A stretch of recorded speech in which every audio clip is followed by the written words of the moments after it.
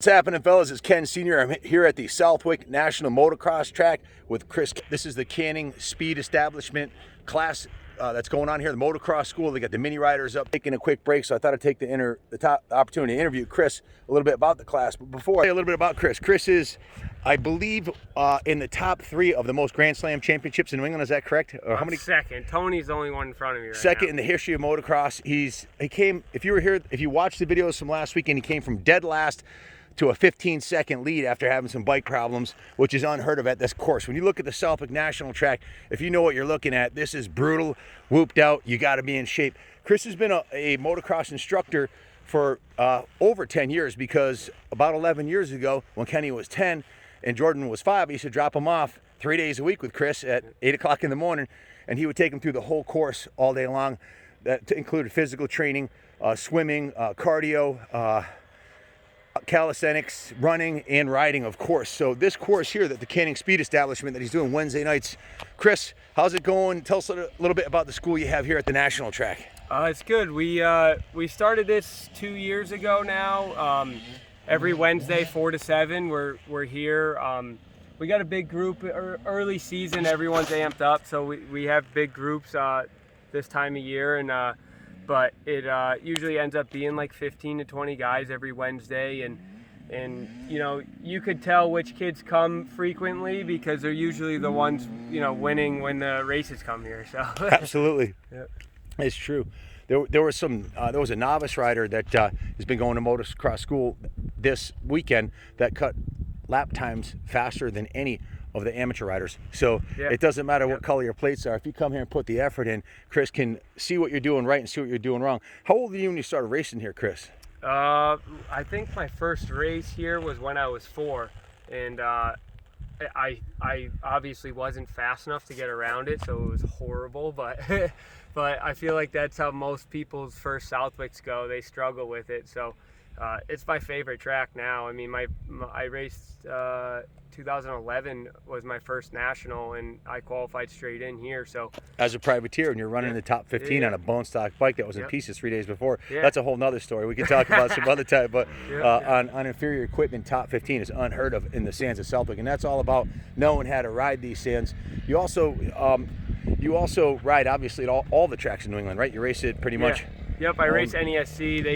They race pretty much every track in New England, and they race every weekend, so it's a busy year. And then I try to, you know, I want to do some bigger stuff this year. The financially just wasn't there the last couple of years, so finally in a good place where I can try to get to that big stuff again. So do you do this school at any other locations also, or is it mainly just at the Southwick National track? Like weekly, like this is the only thing that's like set in stone. Like every Wednesday we're here. But I do one-on-one stuff, and I don't have my own track, so I just kind of go where people are riding, and I'll do one-on-one stuff at other tracks too. Yeah, I've seen some Facebook posts about you training guys at their own private tracks down south too. Yep. Well, how long are you here for? You're here until, I guess, the end of the season? Yeah, when the last race is done is when we're done.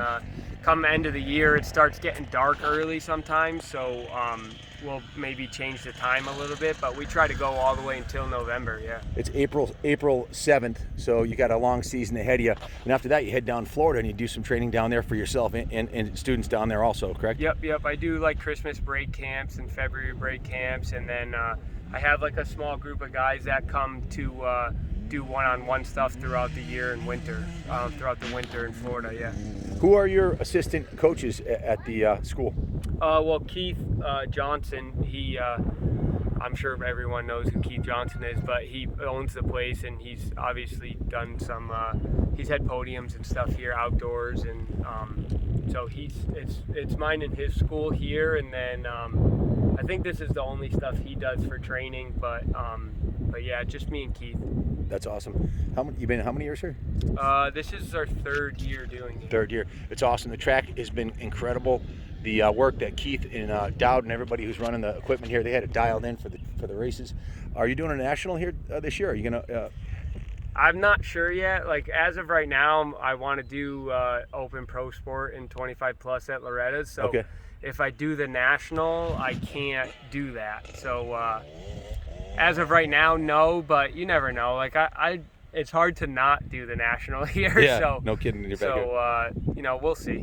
So the road to Loretta's starts here at the qualifier, pretty much. Isn't there a Loretta Lynn's qualifier here? Yeah, not this coming weekend, the following. Yep. So any of you guys out there have visions of making it to Loretta's, you'd be out of your mind not to call Chris and try to get a couple classes in, because they can go next Wednesday and the Wednesday after that, right? Next Wednesday will be the last one before it. Yeah. So it's the qualifier's not this weekend, but next weekend. Following, yep. So how do they get a hold of you if they want to sign up for the class? My Instagram account or Keith's Instagram account.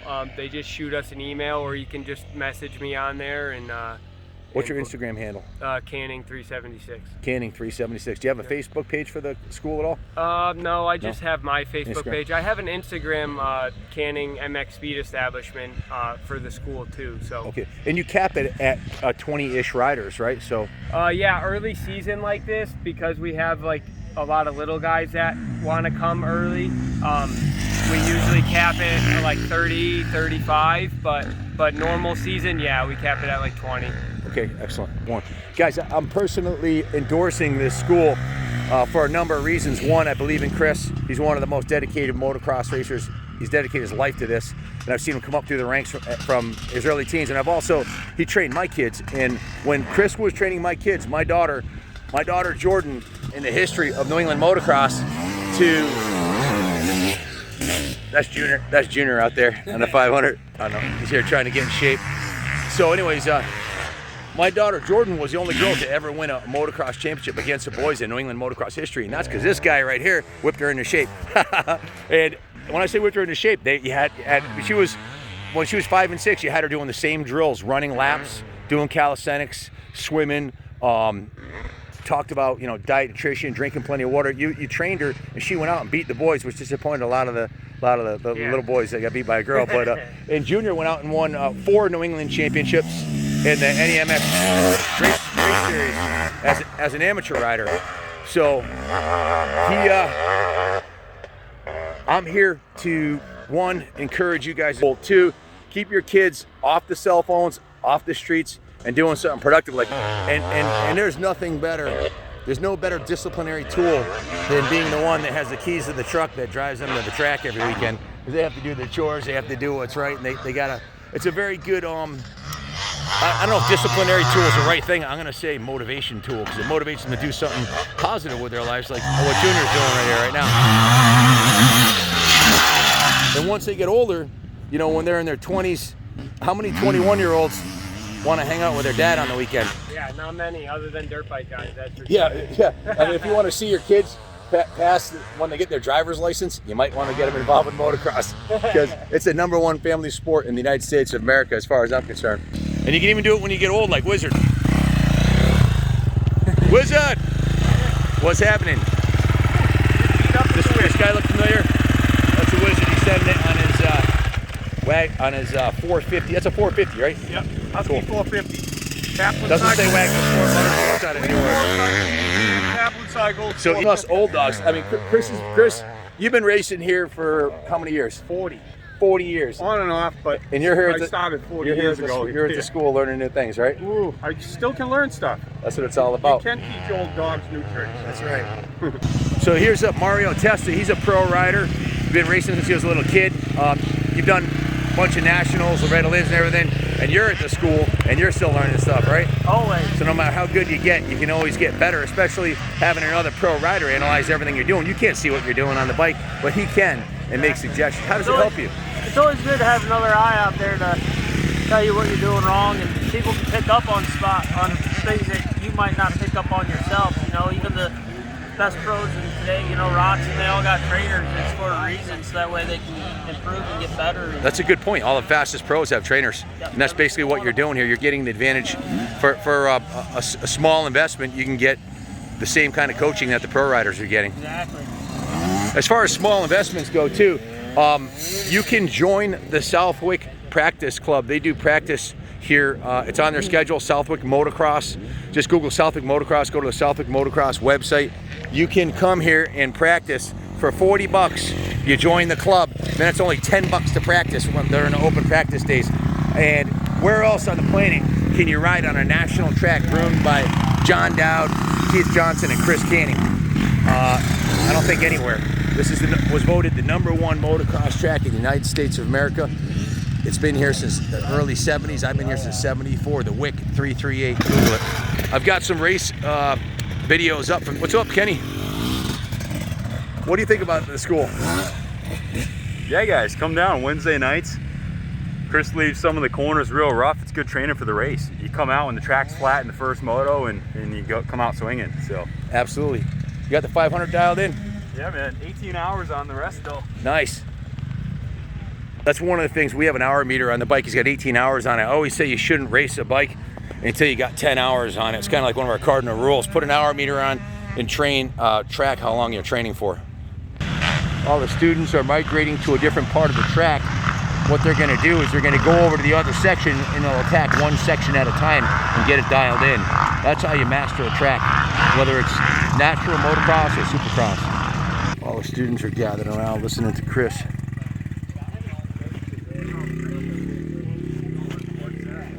This is Keith Johnson, track owner right here. He's one of the instructors. It's nice and shaded down here. Yeah, Doug Henry used to park way down in the pit all the time. In NESE, you used to have to push your bikes up and down that hill. That hill was always there. How the hell did you park down there? Once you drop That's in, Junior and Wizard. I never thought of that. And it kind of worked. So,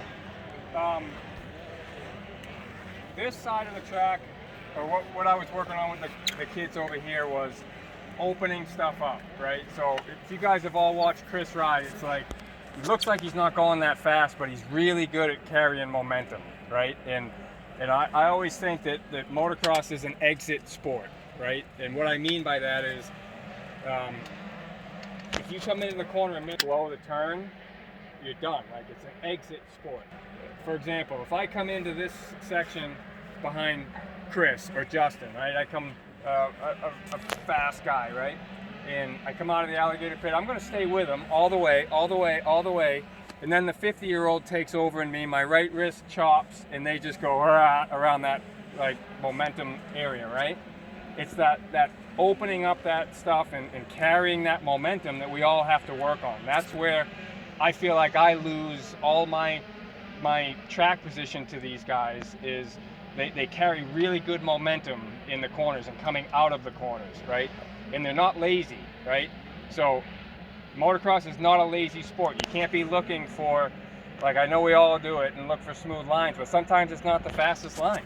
You know, sometimes the fastest line is the rough stuff. Ride it down. Who fell over too soon?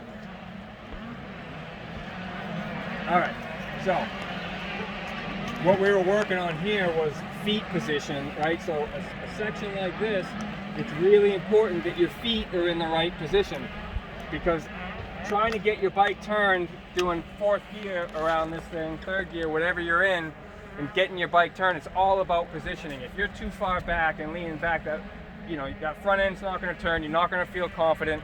You've got to get in the right position. I know a lot easier said than done, but this is where I feel like a lot of time is made up. Again, if I'm riding here with Chris and we come out of the alligator pit and I'm right behind him, and I'll be right behind him right here, right behind him right here, and then we get to the apex of the turn where he just carries momentum and I just go, right? And then it just snowballs from there, right? It's not about how fast you come in, it's about how fast you can get through it and exit, right? It's an exit sport. Every turn is the same way. You got to think about the exit. And I'll keep using Chris as an example because he's fantastic at it. Is just opening lines up, and his exit speed, it doesn't look like he's going that fast, but he just is. He's carrying more miles per hour. And on big bikes and even little bikes, but more important on big bikes, you guys have all seen that what is that, Lit Pro thing or whatever, where they do the miles per hour. It's a big deal, especially on a fast track like this, when you're opening stuff up. If I were to time you from right here to like down at that pine tree, your overall miles per hour, that's what you need to think about. Like, how am I going to get from here to there doing 40 miles per hour average instead of 38 miles per hour average, right? And every section of the track is like that, right? So opening this stuff up is key, right? So coming down the right side of this thing, you know, when I had the kids ride, naturally 90% of them wanted to go all the way to that side because there were no bumps there yet, right? So I just let them ride. They all go to the inside and they kind of sit down and make a big turn out of it. You know, so I know you guys, a little bit older, smarter, wiser, you know, you're gonna naturally come out here, but what you need to think about is that awkward section, right? So getting the 2 sprinkler poles from the first sprinkler pole to just after that second sprinkler pole, getting through that as fast as you can. And I want you guys using these inside lines. I know it's flat out there, but we know that it would never stay like that, right? You could flat track around the outside of that thing 1,000,000 miles an hour right now, but I don't want you doing that. Stay to these inside lines, the first 2 lines, okay? Open this turn up, get on the balls of your feet, right? And looking ahead. When you guys are up here in the air over this jump, you should be looking down at that turn. That's how far ahead you should be looking. Don't look at the landing, you know, spot your landing when you're in the air, but there's nothing here that you need to worry about right now. You need to worry about sweeping this stuff, okay? You guys ready?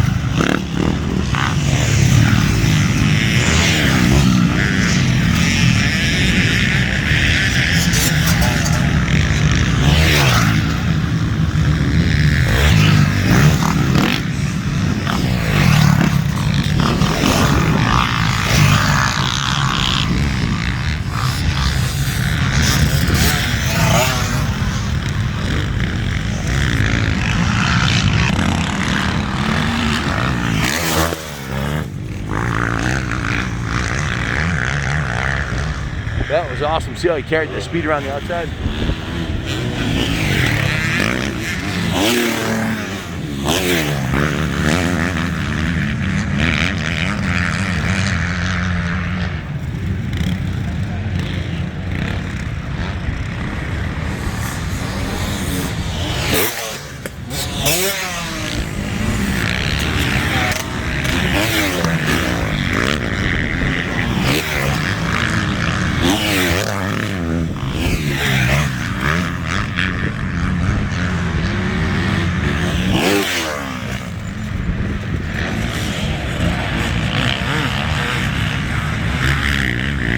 A little out of breath. I just did a few laps. That was awesome. What he said works. Doing it is the hard part, but practice makes perfect. That's why all these guys are here. In motocross, so being consistent with the turns, opening that stuff up so you can think about, like if you think about every single turn, how are you going to exit that turn fast? Coming in tight and pivoting, you know, and trying to find smooth lines is not going to be the fastest way. You got to learn to open that stuff up. This is a perfect example of when to do it, right? Body positioning is key on that. So what I'm seeing a lot of you guys doing, if I'm standing here and it's like body position's good, and then you get to that like last pole and then head comes back a little bit and then front end gets a little twitchy, and then that's where people want to start backing off, right? You got to stay up. Don't be afraid to stay forward. Stay up over that front end, squeezing with the knees. Tight from the waist down, loose from the waist up. It sounds weird, but you know, if you think about it, everything that you do coming through here is all in your hips, in your feet, right? So controlling your bike like that and getting used to it. People want to have a tendency to, and I know right now it's smooth on the outside, it's a faster line, but going inside and getting used to that sweeping stuff, especially here, there's a lot of that stuff here, right? You got that sweeping turn, then you got the washboard after the start, and then you have the right hand downhill sweeper before that tabletop coming back over. A lot of sweeping stuff like that. And the technique really transfers to just about any turn, right? Did you guys work? You guys worked on cornering stuff down there? Yeah. When to sit down, putting your foot out, gas, all that stuff, right? So it gets tricky here because some turns the bumps never stop. You come over the tabletop here, and if you hit this outside line, the bumps are all the way through it. You know, like where the hell do you sit down? You gotta stand up. Well, you could. It's not wrong, but you gotta find a pivot point to sit down. So what you want to do is think about your exit, right? So don't come into the corner thinking, you know, you're gonna tap before. You gotta read the track, right? Figure out what. Sometimes, you know, I'm a person that like has a tendency to take inside lines, and sometimes it hurts me. You know, I have always been an inside line guy, and the faster the bikes get, the more the tracks get opened up, the more I have to like feel like I need to change my riding style. And the more you do that, especially on these big bikes these days, the better off it's going to be. When you think about when you guys are riding and where you're looking on the bike, especially in a spot like this, looking ahead is key. Did you guys work on that stuff down there? So when you're here, well, as I said, when you come over the tabletop and you're in the air right here, where you should be looking is all the way into that turn. And then when you get through that turn, you should be looking all the way down towards the end of that straightaway. Looking right in front of you, you know, you're like tunnel vision, right? You can't really see what's coming up. As soon as you look up and look as far as ahead down the track as you can, it really opens things up and lets you, you know, change lines, change directions, whatever. When you think about positioning and where you sit down in a corner, obviously sitting forward is where we want to be, right? So when you come into a corner, you're in a good tack position, you sit down, put your foot out, you should be right up forward on that tank. And it gets harder, like if you're taller, right? It gets harder for you to sit up on the tank like that, but you have a stock seat foam, right? And I agree 100% with that. Even though you're 6, what are you? 3. I still agree with that because I don't think putting a tall foam on, it's just going to bring all your weight up and it's going to get hard to turn. You know, I think, you know, you adapt with it well. I don't agree with like tall seat foams for riders because now you got all this weight up tall and it's get really tippy, right? You can't get turned in. Bike setup is key, as we just went through with Mario, made a couple adjustments, right? And stuff like that. Getting your bike to set up and turn is key for this stuff. So what I want to try, I'm going to run down to that next left-hander. You guys can do a few laps. I want to watch you guys go through that left-hand turn. I guess you're only doing the inside line. Nobody's really going outside, right? Outside's dry. Yeah. All right, so use that inside line. Do a couple laps. I'll meet you guys down there.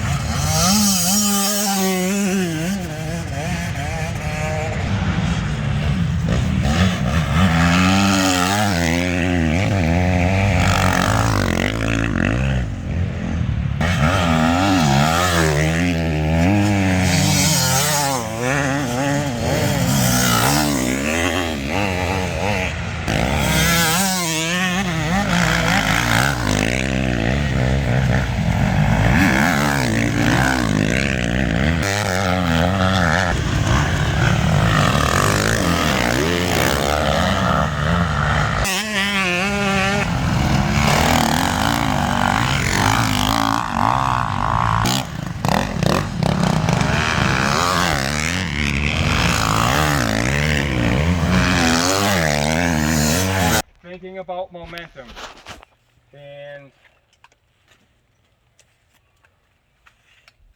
all right, so coming into this corner, thinking about momentum and thinking about exit speed. I'm trying to think who just went in that. Who was it that just went in? Had to be me. It kind of knife. Was it you? It was you. You want to know why? Yes. I'll tell you. Especially on big bikes and 450s, clutching, right? Take your fingers off the clutch. So you come into that corner and you were a little bit high in the berm, right? But then you just kind of like raw, and like the thing just went. It just these 450s and these bigger bikes will just bury themselves, right? So again, opening up the turn and letting the bike do the work. I was watching like a few of these faster guys come in. They didn't even touch their clutch. Like James came in on his 250 and just downshifted and just never even touched his clutch, and he's on a 250, right? That's one of the main things that I know when I get older. As I get older, I use my clutch as a brake. I'm constantly reminding myself to let it go, let my clutch go. And the more I do that, the more I just let the clutch go and let the bike work and get used to how the bike works, the easier it is, you know. And I'm always like, why the hell don't I do that more? Tip that you've taught, like we did this last year. Yeah. And that improved my riding here tenfold. Yeah, oh yeah. Just getting off the damn clutch. I know. Especially on these bigger bikes. These 450s just bury themselves, you know. You come into a corner and just dump that clutch on a 450, it just goes, whoa. All right, it's going to dig itself out. That's exactly what happened to you. You came in, everything was good, you went a little bit high, and then you kind of like buried it, like just dumped the clutch, and it went raw, and just pushed that front end right in, right? Like a So, Sea-Doo. Yeah. what's that? Like a Sea-Doo. Yeah. Use the motor, get used to the motor, right? Get used to how the power of that bike works. Unfortunately, none of you guys are on Kawasaki 450s, and you never have to touch your clutch because the thing's so damn fast. Is that But, it? what's that? That's the I reason. feel like I tried Yours to ripped put the- my bike down. Yours ripped the chain right off yours last weekend. Ripped it right off. Brand new chain. It'll rip your house Just off the eat it right foundation too, for sure. But seriously, come into this corner just like you normally do, but don't even put your finger on the clutch. You like and smooth out that turn, okay? Brittany, you got that?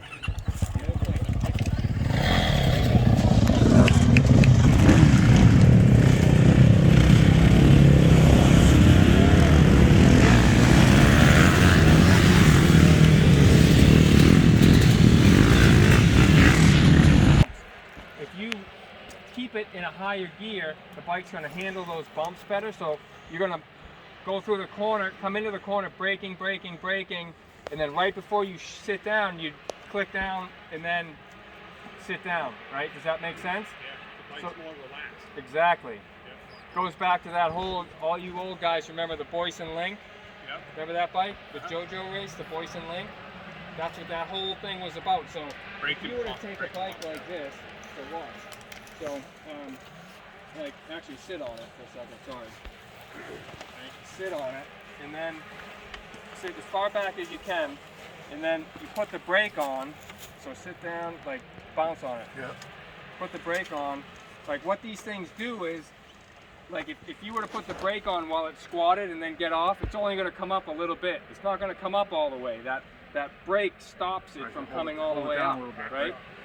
And that Boyson Link was a special one-off bike that they made that you could use the rear brakes and that whole suspension would work. That's why you want to keep it in a higher gear. Try not to do your braking or downshifting until the very last minute, right? So what you guys are doing, coming in, opening this up like that, not using your clutch, you're carrying a lot more momentum. You just got to get used to, once you do sit down, especially on a 450, getting on the gas, you're going to feel, the thing's going to like take off on you. So you got to be, you have to anticipate that. You have to be ready for that, and leaning forward, staying forward enough that the bike doesn't get away from you, right? Being in the proper gear is key, right? Obviously on a 450 you can get away with, you know, not so perfect, but the smaller the bike gets, 250, 125, then it gets into, you know, really being in the proper gear. But every single turn, if you think about, like, I noticed you go over the finish line and then you know how you have that whole sweeper, right? So I noticed Sunday I kept going over that finish line and downshifting a little bit too soon, and I was downshifting, so I'm going over the finish line, I'm in third, and then I'd want to downshift a second, and I was doing it way before that hump, you know. And remember how bumpy, if you guys were here on Sunday, it got real bumpy before that hump, and I was downshifting and getting like kind of tossed around, and you know, just I'm like, what the hell am I doing? And then I would stay in third the whole way around, and as soon as I'd hit that bump, I'd just downshift and I smoothed out, you know. And then I'm like, you know, I forget half this shit as I get older, you know, and it just smooths out, you know. It just you do all your downshifting and wait to brake. Don't ride that rear brake, right? Oh, it's an alarm. I thought it was your phone. Front brake. Did you guys go over front brake stuff over there? No. So, a little bit tricky on this track because it's typically so bumpy that front brake isn't as important, you know, because you're coming in, even though it is important. But you get to a track in New England, let's go over some of the tracks like Winchester or Crow Hill even, and Jolly, New Hampshire. Those tracks where they're harder packed, front brake is everything. Super, super important. Way more important than the rear brake. It's hard on a day like this to practice front brake here because in the sand, and it's not as important as it would be on a hard pack track, but it all goes back to what you guys worked on with Chris over there. You're braking, you're done braking. The next thing you're gonna do is sit down, put your foot out, gas in one motion. In getting your finger off that clutch, again, goes back to that entire process, right? Turns are everything. If you guys are gonna go out practicing and riding, think about your exit. Like I said, that exit speed is what wins races. Not coming into the turn. Again, if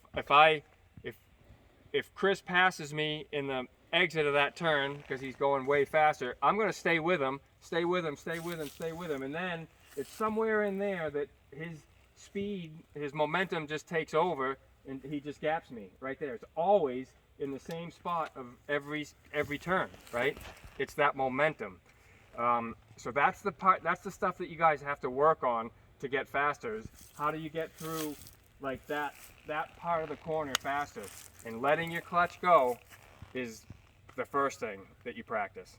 All right. I think we're going to practice some starts. I know James desperately needs them. I desperately need him too. You beat me every single one. I did. I kicked your ass. Well, yeah, he's good at them. Yeah. Justin needs them too. I go straight my whole shot at my Justin and Chris were talking smack. We lined up for the first 450 Pro, and here I am. I have Chris directly to my right, Justin directly to my left, and I think Justin's dad's like, I got $100 on Keith. Yeah, you bet. My own dad bet against me. Yeah, well, he won that, and then you came blowing by me. But I was already pumped up and tired by then. Yeah, it was after the first lap. Yeah, it was, yeah. But we're going to practice some starts. But let's run up, grab a drink, then we'll meet back down the starting line, okay?